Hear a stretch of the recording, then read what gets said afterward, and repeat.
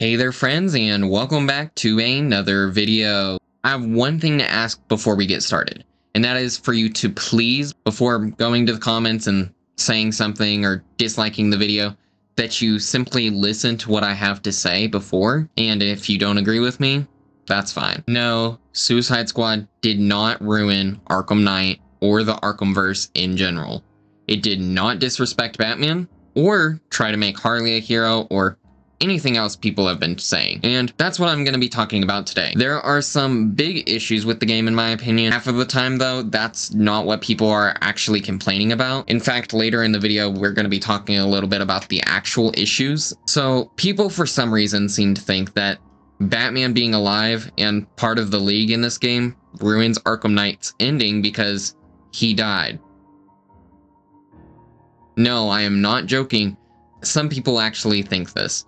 I think it's just a small minority that actually thinks this, but I don't know if these people just didn't play Arkham Knight or just forgot, but no, Batman didn't die at the end. It was made very clear he faked his death and started using fear toxin, which we get to see a continuation of in this game. What about something that not a small minority of people are thinking? Well, people don't like that Batman both got mind controlled by Brainiac and that he didn't break free, because he had already done that with the Joker's mind control, which none of the people who've said this have mentioned Mad Hatter at all, which I find interesting, but this is pretty dumb in my opinion. I mean, who do you think would have the more difficult mind control to break free from? A deranged clown's poisonous blood, or the alien considered to be one of the smartest beings in the DC universe? Arkham Batman having broken out of Mad Hatter's control or Joker's body snatch routine doesn't mean he would be able to do the same with Brainiac. This, however, isn't the main issue people have with Batman in this game. The main issue people have is both that he died and how he died. First off, I understand why people are upset that Batman died. He's a beloved character and is people's hero. He is my favorite superhero and always has been. Kevin's passing is a big reason why people are upset, but this game had been in development for years and it was way too late to change anything. That being said, Kevin loved being Batman for this game and really loved doing the evil Batman that you get to see. Even not going by what he had said, you can hear how much he put into every line in this game and just how much he clearly enjoyed doing it. Kevin's death is extremely saddening, and for many people, including myself, he is the definitive Batman. Outside of it being Kevin, Batman dying understandably is upsetting. But this is also a superhero game. Anyone who's read any comics knows characters die all the time, and they always come back. Well, there's a few exceptions, but some of those exceptions have eventually been undone, such as with Jason Todd. Spoilers for the rest of the DLC for the game, so skip this if you don't want to find that out. Batman and the rest of the League are coming back. It's been made very clear both from hints in-game and from the leaks that the League is returning. And not only that, but Kevin recorded for Batman prior to his passing for the post-launch content. Even though I don't think it's that big of a deal, I understand why people are upset.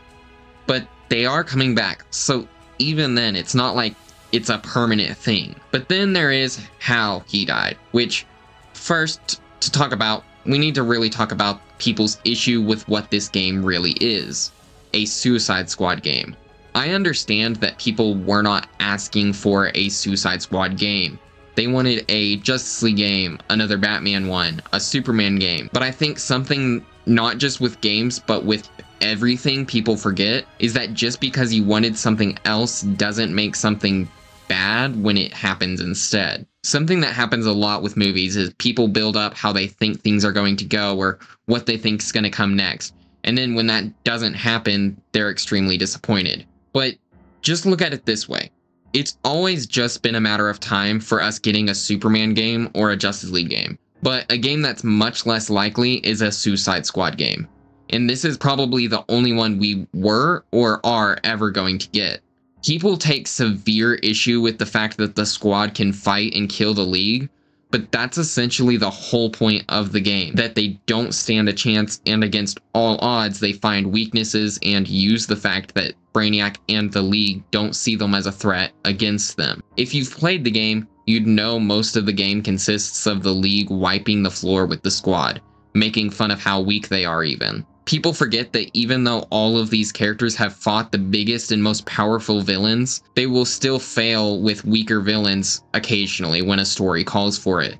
People also just have built these characters up as unstoppable gods.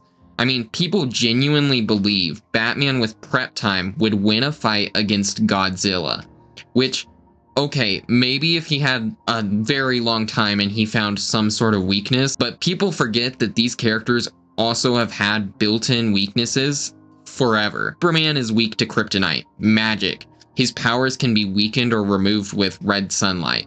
Green Lantern has been weak to some crazy stuff, including wood and the color yellow, which is no longer the case and was explained by some stuff with Parallax, but they are still weak to fear. Flash may be the fastest man alive, but he has consistently had issues fighting his rogues. Technically speaking, he should never have any issue with any villain with how fast he can go.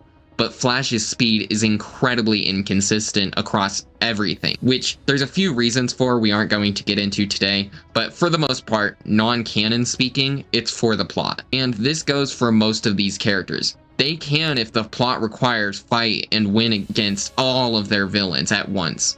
Or they can lose against their weakest enemies. In this game, people seem to think they are trying to make Harley into a hero or something, mainly due to her speech to Batman. This is something I think people forget with lots of things, mainly with movies or shows. That being, a character acting a certain way or saying something doesn't make it true, or make it mean that the writers think this. Simply that the characters think these things, and let's not forget that this is also a crazy clown lady. And if you're taking what she says as fact, then I don't know what you're thinking. People also take issue with her being mad about the bomb and being put in Kid Ivy's head, because she, in this universe, helped with the whole Jason Todd death thing, completely forgetting the fact that this is Ivy, which even when they haven't been in a romantic relationship, has always been Harley's best friend. And while Harley certainly isn't a good guy by any means, it's also been over 5 years since Arkham Knight. In universe, Joker has been dead for over 6 years. People change over time. People hate the comment about her not liking her old outfit, as if people in real life don't change their looks over time or go through a phase. Yes, Harley disrespects Batman, Boomer disrespects Flash, and Deadshot disrespects Green Lantern. Why? Because they are villains. These are not good guys. Harley still believes Batman killed the Joker, the person she loved for years. Batman has thrown her into Arkham for years. Obviously, she's gonna have some resentment towards him. Boomer has always been the rogue that has the worst relationship with Flash and repeatedly killed people. The only notable and successful one being Tim Drake's father. People take issue with the fact that these four are the ones who were chosen for the game, wanting characters like Reverse Flash and Red Hood instead, which I don't even think is impossible, but there's a reason why these four were chosen, and it goes back to the name of the game, Suicide Squad. These four are some of the most frequent members of the squad, with only a handful who've appeared as much as them. Going back to the whole Harley being able to fight against Batman and win, people seem to forget that they did very similar stuff with previous Arkham games. Batman was beaten by Harley in Arkham City. In Arkham Knight, he literally beat up an entire building of cops and Nightwing, which is honestly, in my opinion, more ridiculous than this, because here she actually had special weapons and stuff to actually give her these advantages. If you want to talk about a character who was actually maybe disrespected by the plot in general, I would say that there's very obviously 3 cases within the Arkhamverse, being Catwoman, Nightwing, and Robin, all of which are constantly captured by other villains so that Batman can come and rescue them. Obviously, this is just a plot thing and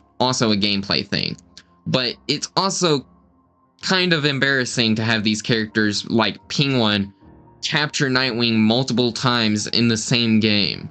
There's also Joker. People really hate the fact that Joker in this game is how he is, but they seem to forget that this isn't meant to be a normal Joker, it's an Elseworlds Joker. In my opinion, this was a good choice to make him so different. Every Joker is already compared to the two Mark Hamill Jokers, and he was always going to be compared to Arkham Joker, but there's no way they could have done a better Joker in the same way. So they did a different Joker, inspired by different versions from the comics. In my opinion, the Joker film is not a good representation of the Joker character, but as an Elseworlds take on Joker, it's good, and I see this as the same thing, but in my opinion, it's a lot more accurate of a Joker than we've gotten in multiple of the films. This game has its issues. The game itself, content-wise, is designed around the idea of the gear bringing the variety in gameplay, which in itself isn't inherently a bad idea, but really only works when they still have at least an okay variety in missions and enemies, which isn't really the case currently in the game, and is something that really does need to be improved with the later updates. The story's biggest issue is the fact it's incomplete, which isn't surprising considering the main story is meant to be part 1 with the DLCs being part 2, but either way, it's not super satisfying to complete the main story because of this, as you are literally just experiencing part of the story. The game itself is a looter shooter, which simply isn't going to appeal to everyone, but that doesn't make it a bad game. There's multiple genres of games I hate, but that doesn't make them bad. I don't like sports games, but that doesn't mean that they're horrible or anything. Due to the game being a shooter, the bosses do boil down to shooting them. The variety in the bosses comes from avoiding their attacks and countering them.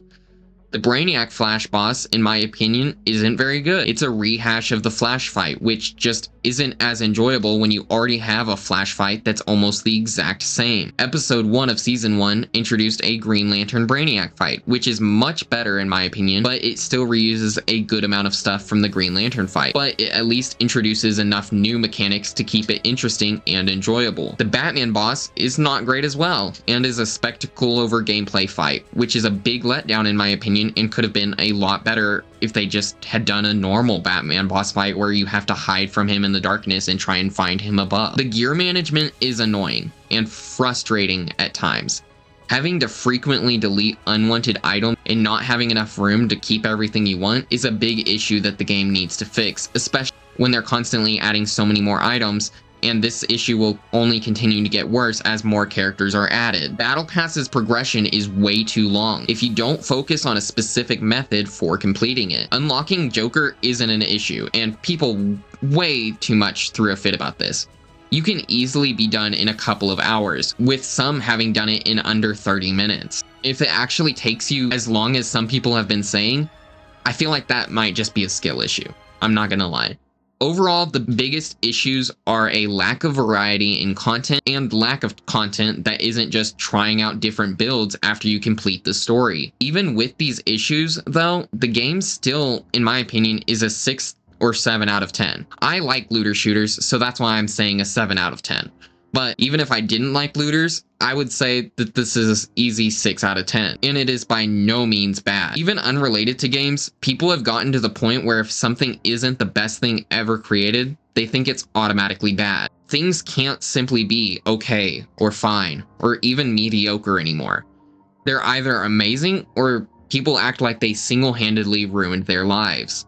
If you don't like the game, that's fine. I don't expect everyone to like every game. Not everything is going to appeal to everyone. But people have gotten to the point where if anyone even mentions liking this game or makes a video about the game, they immediately get attacked and called dumb and retarded for simply liking a video game. And yeah, that's from my own experience. People also have issues separating games and movies that are in the same universe or series. It's okay to like parts of a series and not others. You shouldn't let something ruin your enjoyment of the rest of a series simply because you don't like one part of it. I don't like multiple projects in the MCU. That doesn't mean I'm gonna let the entire universe be bad for myself.